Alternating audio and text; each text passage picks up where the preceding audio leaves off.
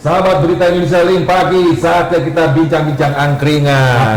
Ini ada yang rame nih, Cang Tony. Mana Rama? Ada Bang Oni. Aduh, lapar kayak sarapan ah. Sarapan lah. Ambil.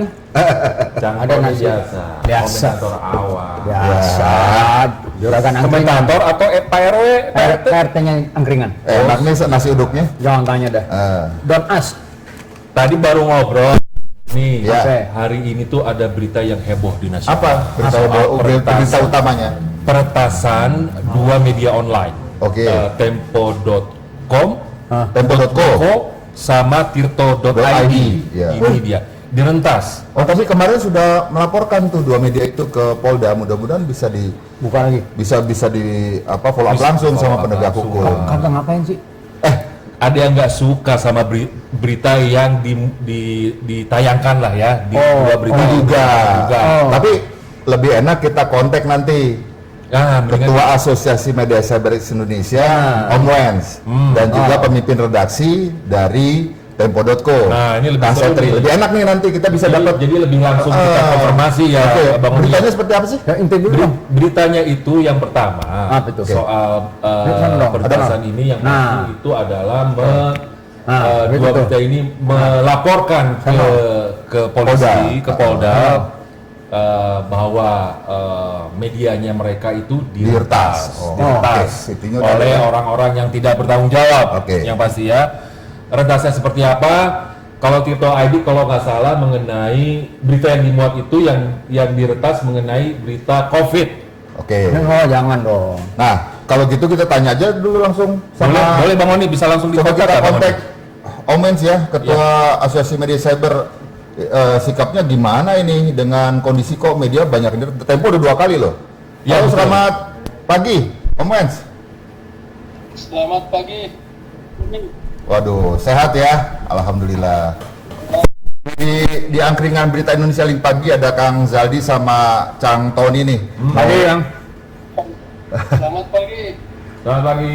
Akang-akang. Ini kita di sini banyak angkringan, banyak makanan goreng-gorengan nih. Maaf nggak kita sambil ngopi segala nih. Di lokasi lebih enak ya. Oke, Kang Zaldi mau ada tanya nggak sama Om Wens nih? Om Wens, mau nanya, itu Ya. bisa diceritain nggak sih kronologisnya bagaimana sampai akhirnya diretas itu? Ya, sebetulnya kalau posisi Arti di sini kan nanti ada Mas Budi dari Tempo.co juga kan yang diwawancara ya. Iya, Kang Setri Asra. Fitri yang diwawancara kan ini bisa lebih cerita lebih Iya. detail intinya. Iya. Tetapi posisinya AMSI di situ karena semua yang diretas itu adalah anggota AMSI. Maka posisi kita adalah mendorong dan mendukung media-media ini untuk melapor ke aparat penegak hukum. Ya. Apa pentingnya aparat penegak hukum itu? Ya supaya memberi efek jerah dan peringatan bagi orang para hacker yang lain yang hidupnya kayak begini, mengganggu begini. Ya. Mengganggu karena apa? Pertama, dari sisi publik jelas rugi di situ. Karena kan pembaca mereka juga jumlahnya banyak. Ya. Baca Tempo itu pembacaan media apalagi yang lain itu sempat juga Sidot Wijaya kalau nggak salah. Ya. Website mereka.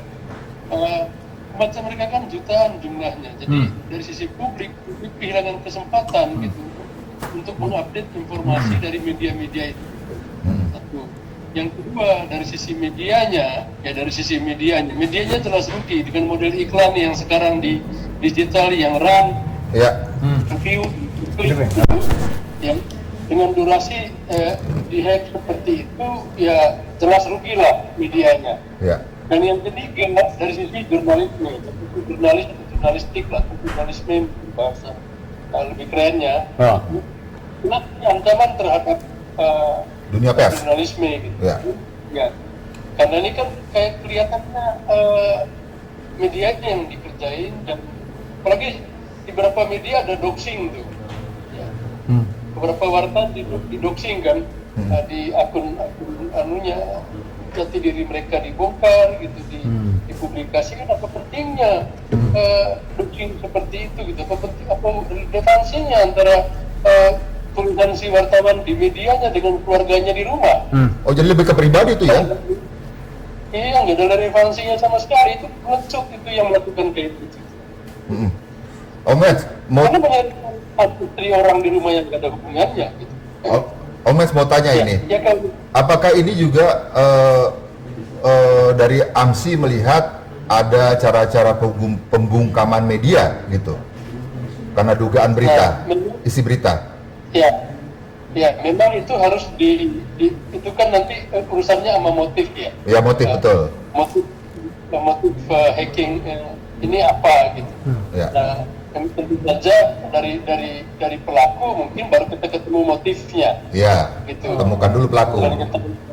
Ya. Cuma memang untuk sementara bahwa pola yang mereka lakukan ini, kalau pola yang umum selama ini kan mereka hack aja interface-nya itu seperti yang terjadi di Tempo. Tapi kebanyakan kan yang terjadi terakhir ini kan mereka masuk ke CMS. Oh. Jadi Ya, mereka masuk ke CMS, mereka ganti beritanya. jadi ngacak-ngacak dashboard ya? Ya, ngacak-ngacak dashboardnya lah, mereka ganti beritanya. Memang itu juga peringatan buat media supaya mereka lebih hati-hati atau sistem internal mereka ya. Security-nya ya? Hati-hati ya harus sering mungkin sering diupdate gitu. Terus literasi di internal juga di kalangan karyawan media-media itu agar menggunakan password atau tidak share password barang tempat gitu. Atau hati-hati kalau buka akses internal CMS di area publik yang memakai wifi publik di restoran, di kafe atau di mana pun lah ya area publik gitu. Berarti juga wifi. Oh, jadi di area publik juga hati-hati tuh kita pakai wifi free wifi jangan pakai password bahaya, corporate dan lain-lain tuh. Nah, mau nanya juga nih, Iya. Om Wens, dari media cyber sendiri itu ada ini nggak sih, ada himbauan gitu ke teman-teman media online terutama ini, apakah nanti akan dikumpulkan? Ini kan jadi peringatan juga ya buat teman-teman yang lain. Itu ada himbauan lagi nggak? Ya. Rencananya sih nanti malam kita bahas soal ini juga, karena ini kebetulan baru kongres kita pengurusnya belum terbentuk gitu. Tetapi nanti malam itu bersama Kak Oni juga gitu, kita bahas soal ini, itu kira-kira posisi persisnya AMSI terhadap kasus ini seperti apa. Tapi untuk sementara saya kira posisi kita itu mendorong media-media ini itu dan juga meminta teman-teman di kepolisian, nah bermain kita kan sudah sangat canggih gitu ya, untuk menyelidiki ini siapa para pelaku ini, karena ini menebar ketakutan kalau wartawan. Ini barengan dengan ini akhirnya publik juga tidak akan mendapatkan informasi yang jernih gitu. Negara ini harus dikelola dengan basis informasi yang jernih gitu dan clear gitu. Jangan kalau di hack kayak begini atau wartawannya di doxing gitu ya, publik gak akan informasi, wartawannya akan bekerja dalam keraguan ketakutan, publik nggak akan menerima informasi yang clear dan benar gitu. Negara juga bisa mengambil keputusan di atas basis informasi benar juga gitu. Baik.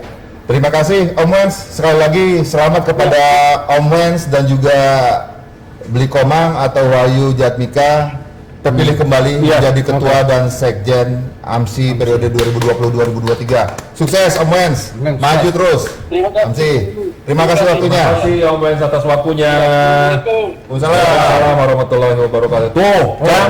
Apa itu? Thank you. Ngeri kan? Ya, ini masih orang iri aja. Ini bukan orang umum nih yang bisa begini. Aku aja kagak bisa. Pasti nggak ngerti ini. Oh ya, orang jago. Orang jago. Tapi supaya refresh lagi sahabat berita Indonesia, kita lihat lagi beritanya deh. Kita lihat VT-nya sama-sama. Oke.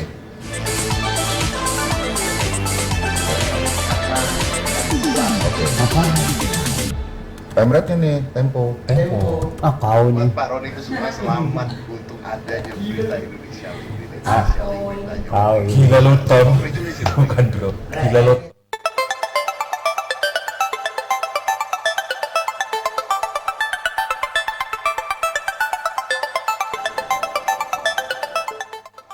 Kepala Bidang Humas Polda Metro Jaya Kombes Pol Yusri Yunus mengatakan,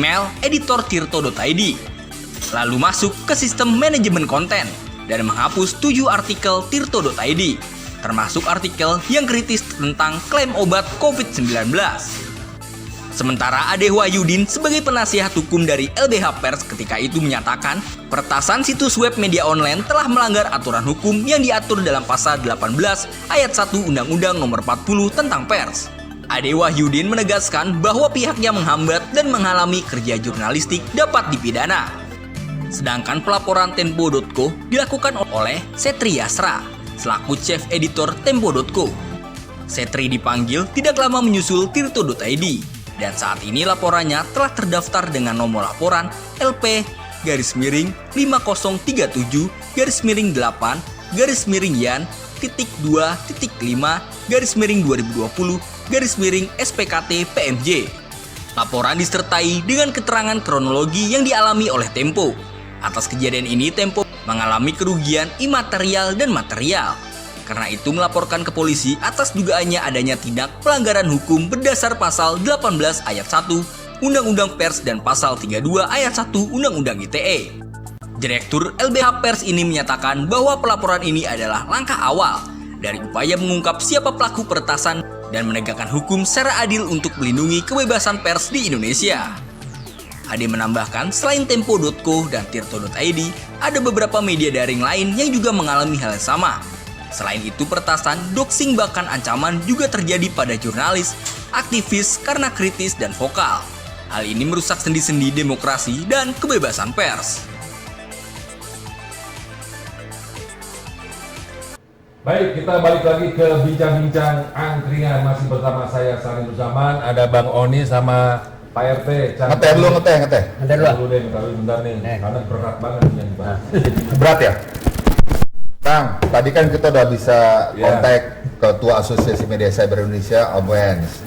Nah, sekarang ini kita mencoba menghubungi pemimpin redaksi Tempo.co yang kemarin melaporkan ke Polda. Kita bisa langsung ngobrol nggak Bang? Udah siap kita kontak. Saya tanya dulu. Sudah, sayangnya tadi mau datang ke angkringan cuman nggak sempet, ya udah kita video call aja.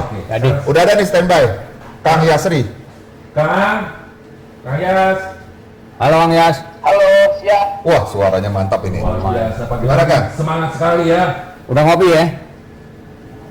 Oke. Sudah sambil ngopi juga nih. Asik. Asik. Kang, saya mau nanya Kang, langsung aja. Kang, kronologisnya bagaimana Kang? Tentang Tempo.co nih, karena yang direntak Iya, ini. ini kan peristiwa pekan lalu ya, jadi Jumat dini hari tepat 00 itu Iya. website kami Tempo.co itu dimasuki tamu yang tak diundang. Iya. Kami menganggap tamu tak diundang, tapi mungkin kalau lebih keras lagi mencuri orang yang masuk ke rumah orang tanpa izin. Oh, iya. Jadi dia masuk ke website dan kemudian tepat pukul 00 itu 00 bintang lah tidak bisa diakses website Tempo.co. Sekitar setengah jam kemudian itu halaman depan Tempo.co itu berubah menjadi hitam, dan ada lagu gugur etika jurnalistik. Oh. Jurnalistik Oh, kan. soal jangan menyebarkan hoax, jangan berita bohong. Jadi menarik sih.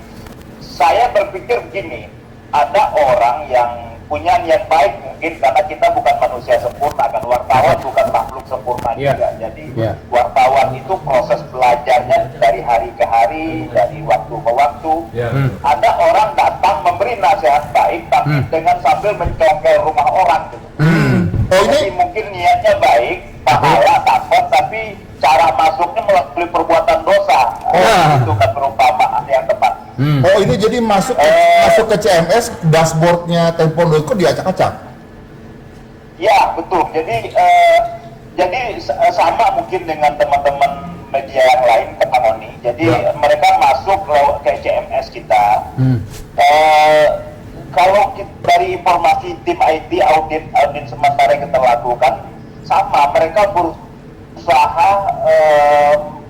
berusaha si pencuri tadi berusaha masuk ke berita gitu loh. Jadi mungkin tujuannya seperti mengganti berita, mendownload berita segala macam. Tapi di Lala waktu itu sudah ada sistem pengamanan. Jadi mereka tidak bisa masuk, mereka hanya bisa masuk di folder video. Oh. Gitu loh. Jadi masuk ke folder berita tidak bisa, masuk ke folder foto tidak bisa, karena analisanya kalau melihat yang terjadi di Tirto, yang terjadi di kompas.com gitu kita lihat, mereka masuk ke sana kemudian mengganti berita, menghapus berita gitu yang terjadi.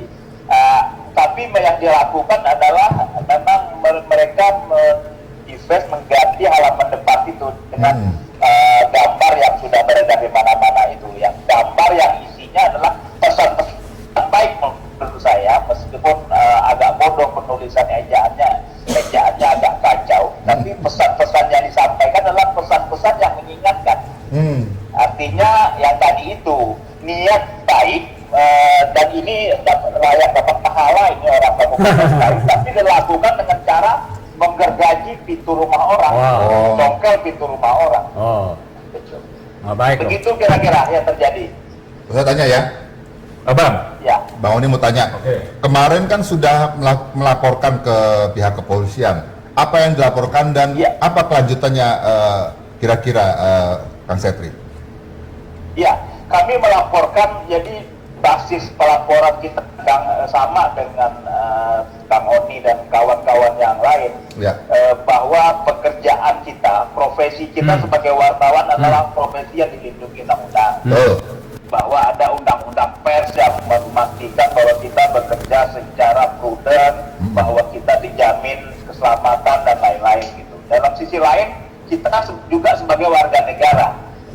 Karena dalam konteks itulah bahwa kalau warga negara melapornya kepada negara, kesadaran juga kita melapor kepada negara lain gitu, kepada negara tempat kita tinggal kan. Akhirnya kami menempuh, kami membuka, saya dan Pemret Tirto ID, Mas Sabto itu kita melapor ke Polda Metro Jaya. Laporannya ya adalah pelaporannya itu ya apa yang terjadi sebetulnya, apa yang terjadi,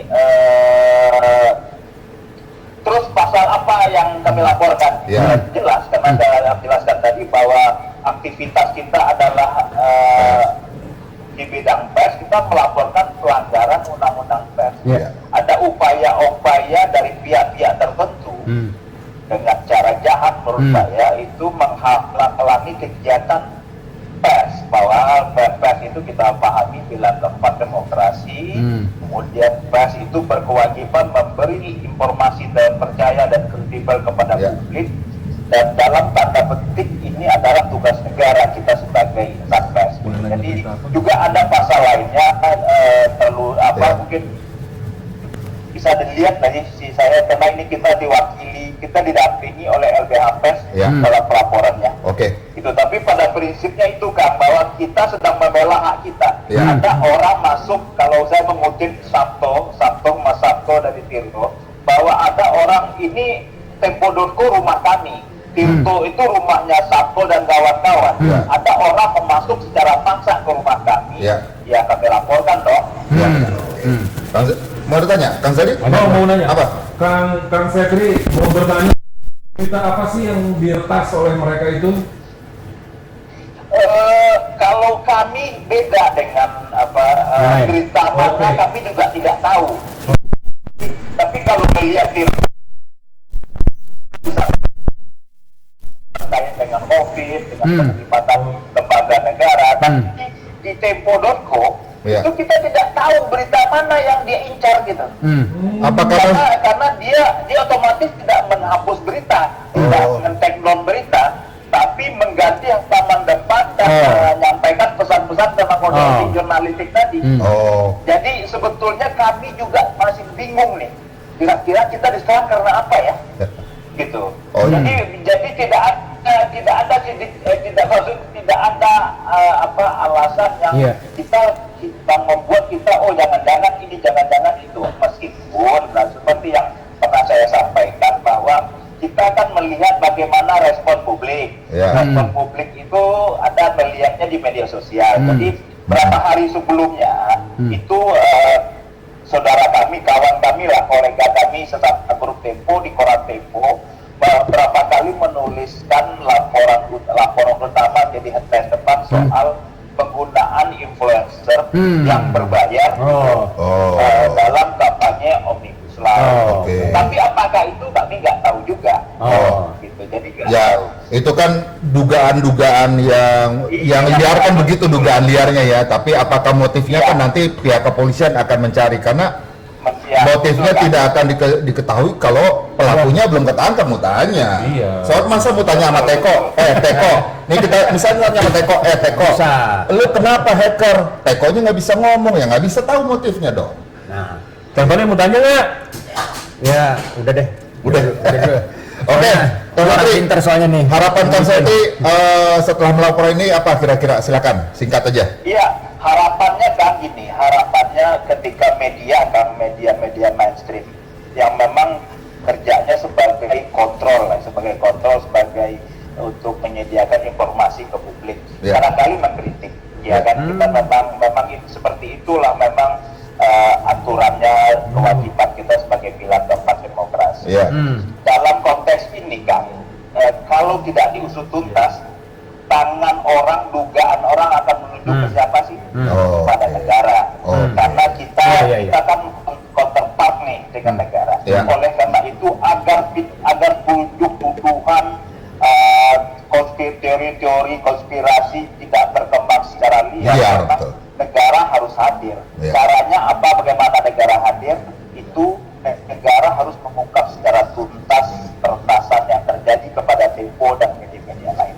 Tapi lagi-lagi ini kepada publik, ini bukan hanya urusan Tempo.co, bukan urusannya Tirto, bukan hanya semata itu. Ini ada hal-hal besar soal hak privasi, hak bekerja yang dilindungi undang-undang itu. Harus kita menjaga bersama itu. Itu sih harapan saya. Baik, terima kasih Kang Setri.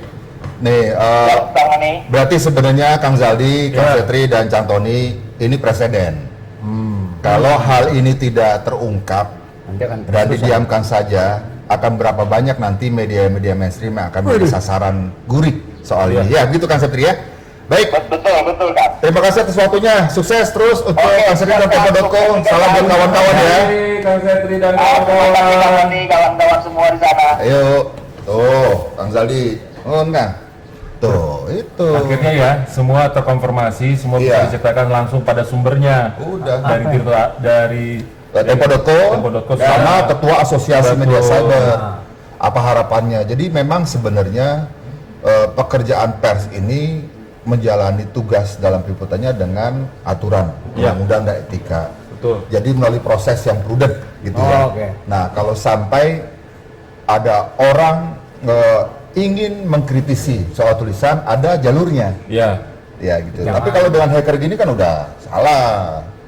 Udah kayak penjahat lah, masuk ke rumah orang nggak izin terus kobrak-abrik.